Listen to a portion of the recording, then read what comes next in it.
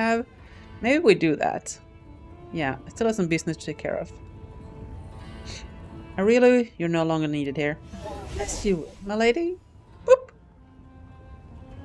I really vanishes, but you notice the look in her eyes. Pensive and appraisive. What does pensive mean, chat? I don't English very well. Nocticula casts a piercing glance at the spot where Aurelia was but a moment ago. Then she stops you with a commanding gesture. There's one more thing we must discuss.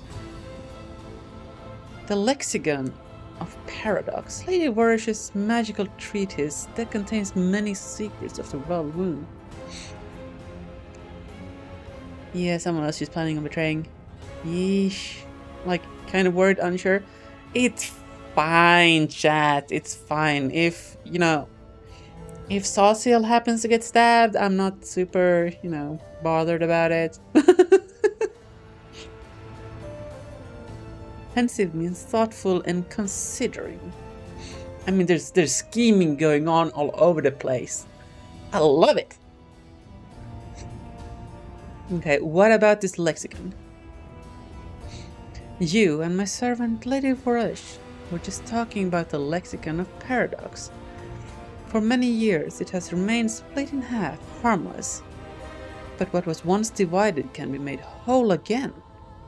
Who knows what power the book could impart to its owner?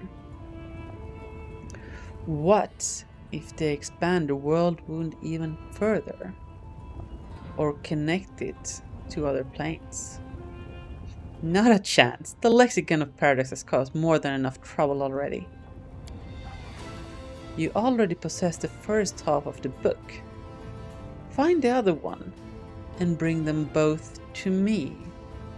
I will reward you handsomely. Giving the book into my keeping will also protect Galarian from suffering a second world wound disaster. The lexicon of Paradox will be much safer under my watchful eye than in your travel bags. Wouldn't you agree? Why do you need it? Exactly. But one world wound alone has been enough of a nuisance for me. I want to ensure that some future mage leafing through this book doesn't link my realm to another plane. I'm sure you don't want that, but I'm also sure you want everything else that's in that book. I will consider your offer, and I'll make a decision on that later. Or she wants to do it again later. Oh, for sure. Maybe not to Galarian. Maybe she'll link up to the Skari or Baphomet's doohickeys and smack them over the head. I still have some business to take care of. You've taken a liking to my city, I see. Well then, savor it to the fullest and come back for truly important business. Oh my goodness, let's go! Mythic level up.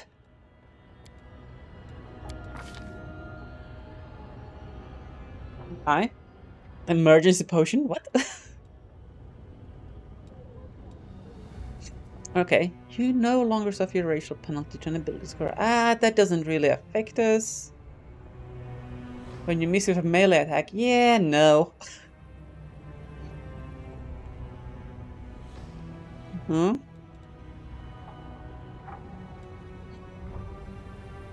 we have...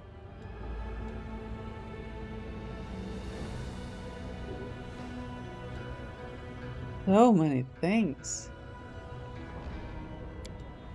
Can we have already taken School Mastery.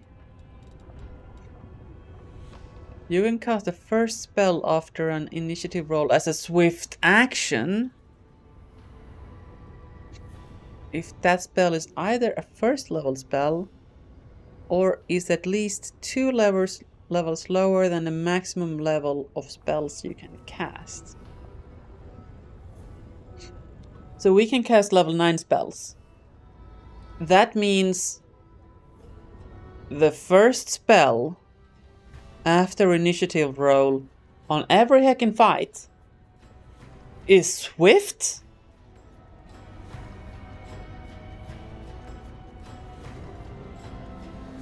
Correct me if I'm wrong, but that sounds heckin' broken.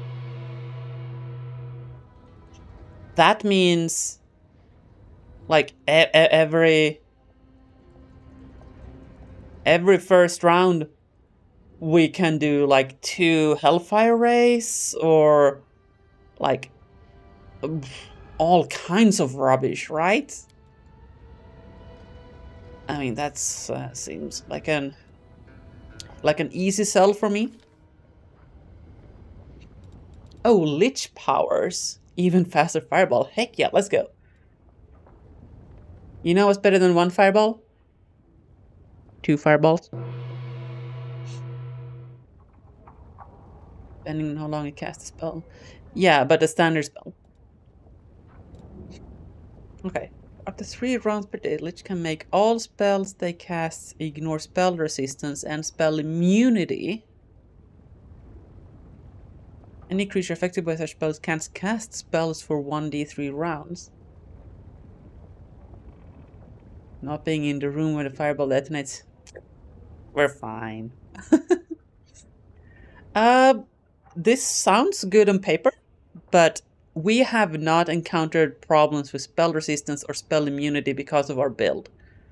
Like, our fire spells ignore all kinds of immunities by our feats. And every spell we cast is a fire spell because we have the thing, right? So the value here would be that we can silence something for 1d3 plus 1 rounds, which is not that much. Oh. Lich can change any elemental damage to negative energy, no matter what it is the source of this elemental damage.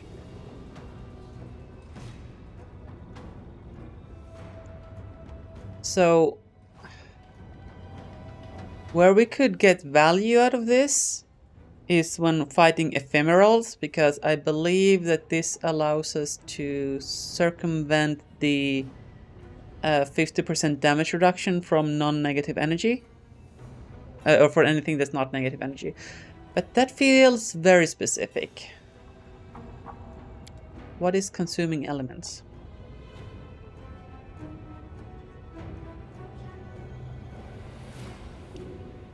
Turn all incoming elemental damage into negative energy. If we are actually a lich and undead, this means it heals us. But again, it's only against elemental damage, so that's not something we do that often. Natural attacks, which is not what we do.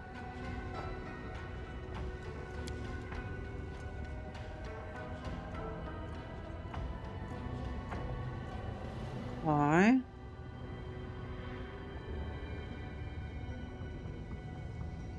For 3 rounds per day, Lich can imbue all spells they cast with the powers of Eclipse Chill. Creatures affected by such spells must pass a Fortitude saving throw, which is DC 10 plus half the character level, plus Mystic rank, plus highest ability modifier.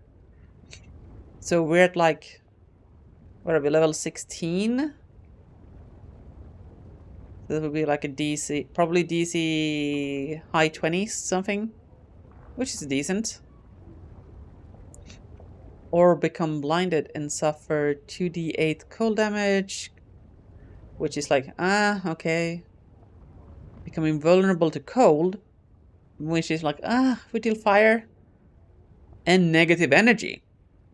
Okay, I'm listening. But,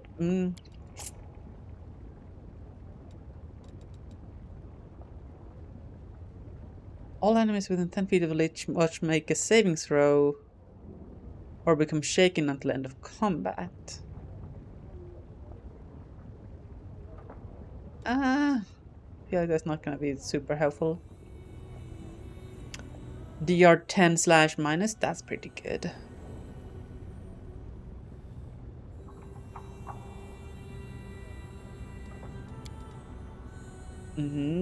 Gain spell resist lots.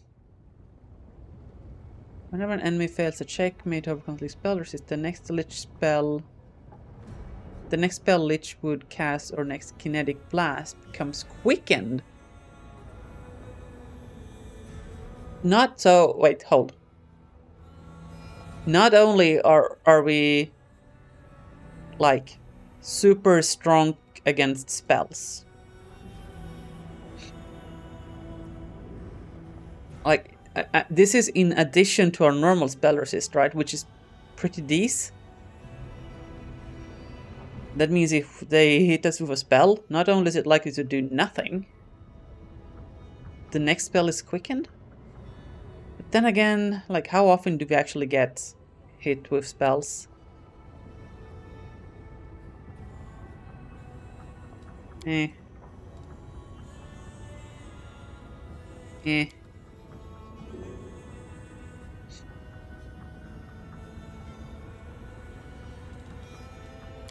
Weapon of Death.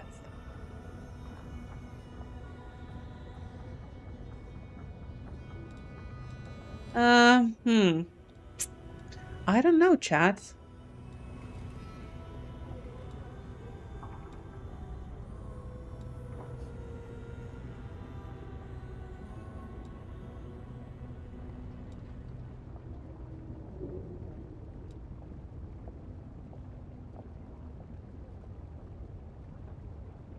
Do we do sneak attacks?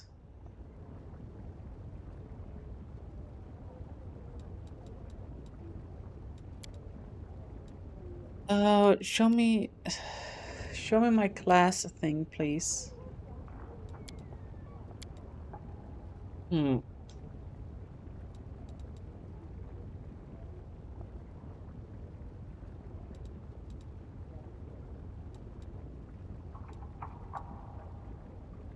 I mean, this is pretty good. Like, when we die, it's usually because somebody comes in too close and starts whacking us.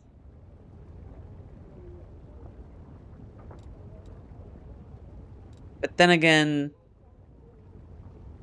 we haven't been struggling.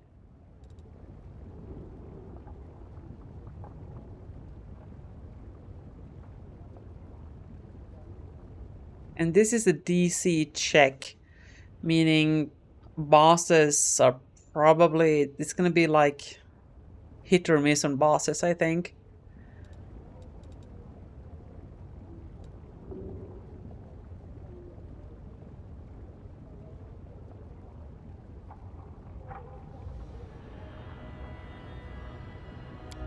I think we do Magic Devourer, honestly. I think we take more magic hits than anything else, and this is something we would get benefit from even if we forget that we have it.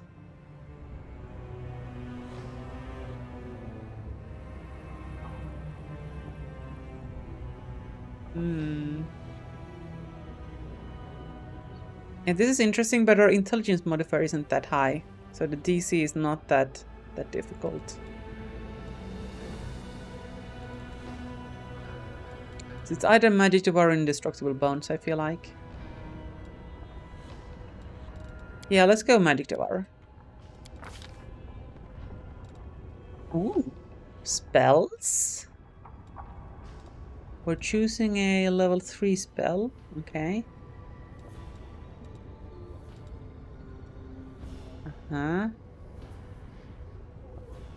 We're never gonna use Rare Exhaustion. Wait, Blink?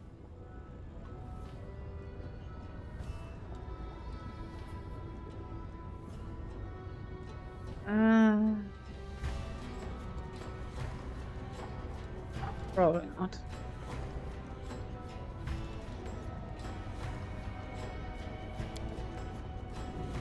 What does this do?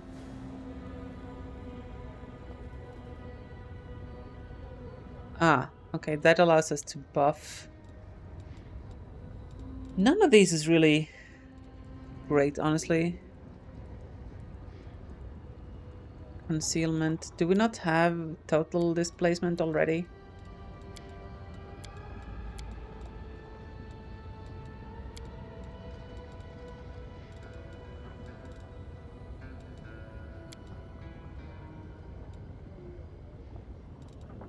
Oh, we have this spell as well.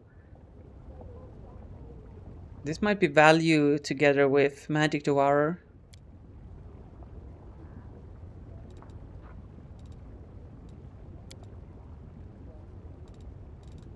I guess we don't have the other displacement thing. Is there any value here? Any value spell that we want? Probably not. Let's take this then. Mm-hmm.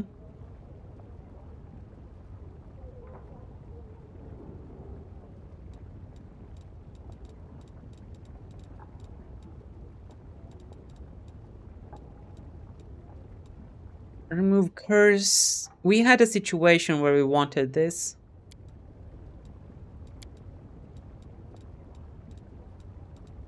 Do we want any of these other ones more than that? I don't really think so. Let's take that. Mm-hmm.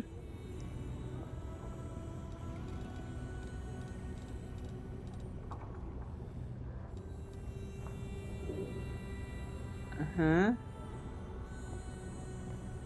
When under the effects of this spell, you can teleport up to 30 feet as a move action. Interesting.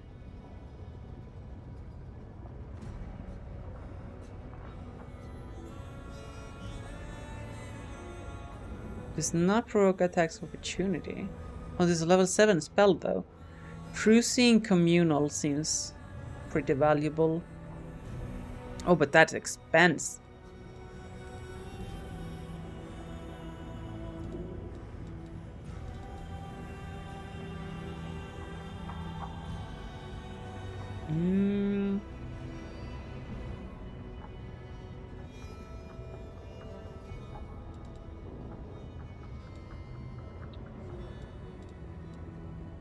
Nice body? I don't...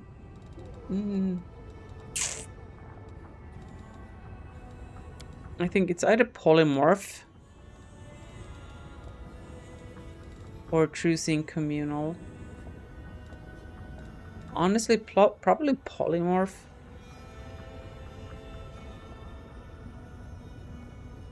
Oh no, this is friendly creature. Oh no, no, no, no, no, no, no. I thought this was like World of Warcraft mage polymorph, like crowd control. Absolutely not.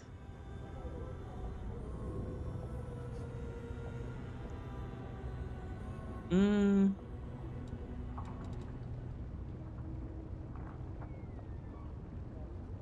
10 points of damage per caster level is a lot. The problem is that it's a fortitude partial, and if they succeed at the save, the damage is very low.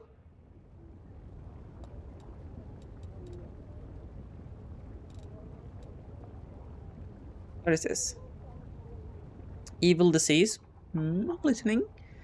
Create a hideous grey cloud similar to fog cloud that occasional crackles. Okay, but what does it do? Must make a fortitude save or contract disease. Well, considering how quickly we kill stuff, that doesn't matter. Okay. It's blinding. We can do 20 points of fire damage, 40 points of acid, 80 points of reflex. 1 or more beams, okay?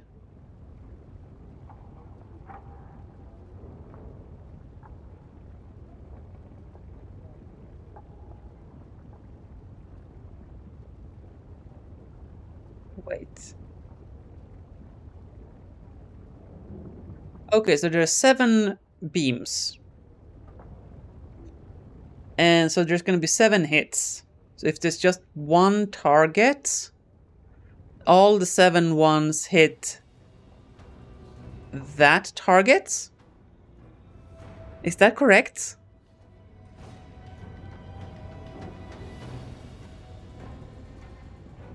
That's how I'm reading that.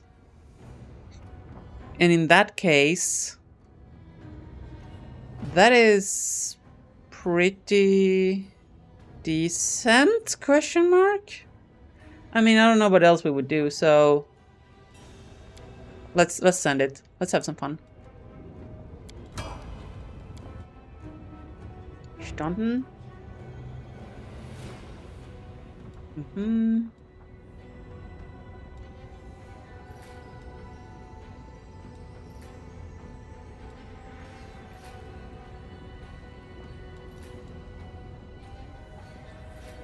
Uh-huh. You channel energy, the damage you heal or deal increases by number of points equal to twice your charisma bonus. So if we have +5 charisma, this would be 10 extra healing on the channel thing, which would be good because it's kind of weak, honestly.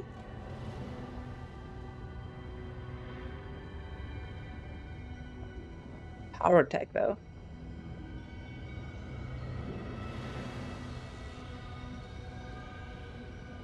Let's go power attack.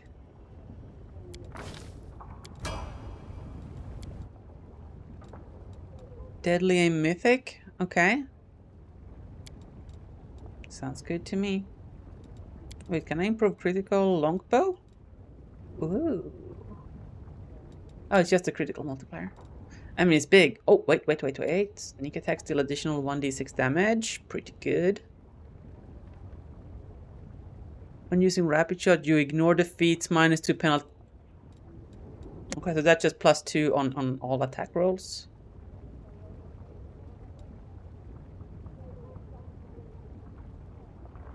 Yeah.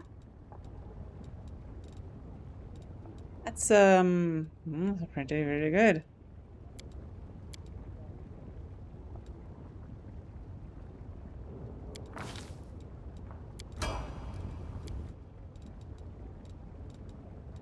Hey. What are we? This is Darren? Yeah, Darren. Okay. So we have improved abundant casting. We went for enduring because we want him to be able to buff better. So if we have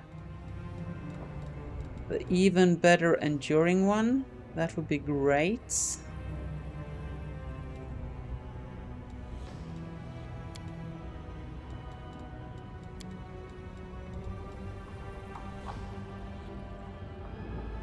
Mythic brew potions, I think that's actually value. Because we do brew potions with him.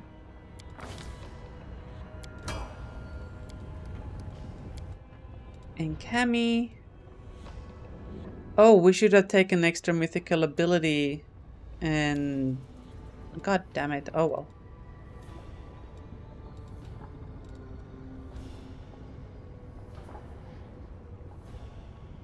I don't know what value we can get for Cammy here. Her build is like all over the place, honestly.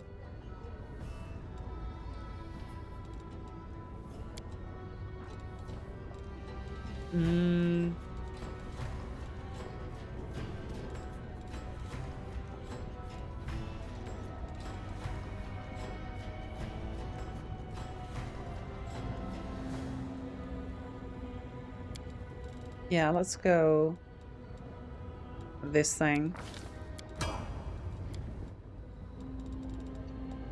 Okay, Wendy, how can we make you even more destructive? You wonder what the meta build is for this game. One day you watch a speedrun to find out. Speedrun? Oof.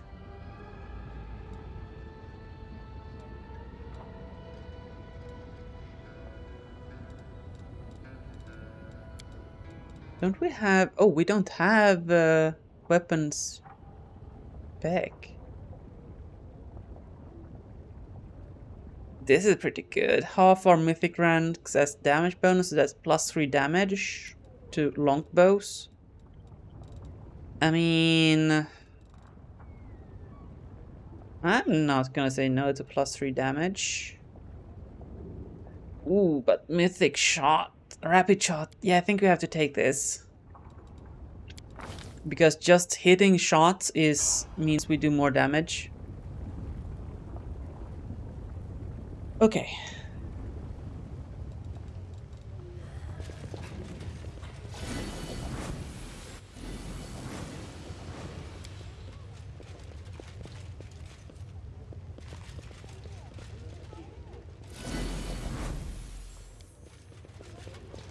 So let's see about doing Ember's companion quest.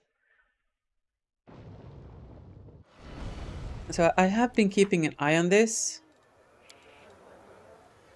because, you know, I haven't found a way to do it. So I think the only way to do this is to just put Ember in our party and go speak to Nocticula.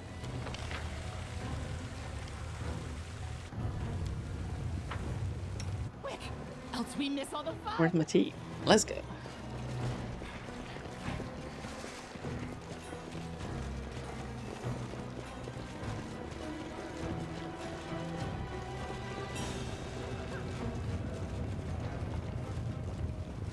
My mug is too big.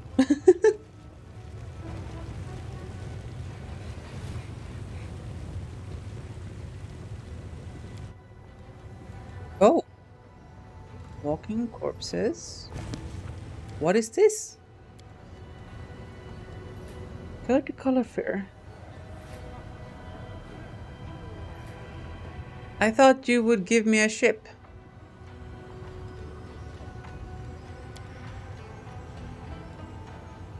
Uh-huh.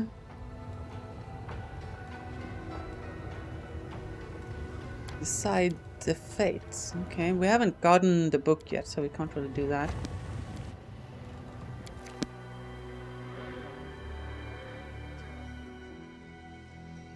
But you know what we can do, Chad?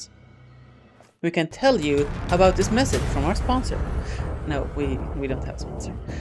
But I don't know why a succubus guard. Oh, hi there, girls. She was not kidding. Okay, but here's the thing, Chad. I am surprisingly tired. I'm struggling to keep my eyes open. I think that's a good sign to call it a night, even though we're a little bit, you know, a little bit early. But this has been a lot of exposition, and you know what?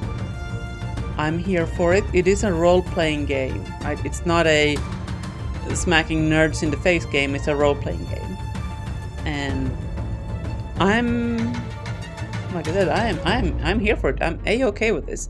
But unfortunately, this is gonna have to be it for me tonight, guys. Thank you so much for hanging out, for helping me be less dumb in the choices, and just, you know, hanging out. I really do appreciate y'all. And yeah, that's gonna have to be it for me tonight, guys. And yeah, see you later. Bye.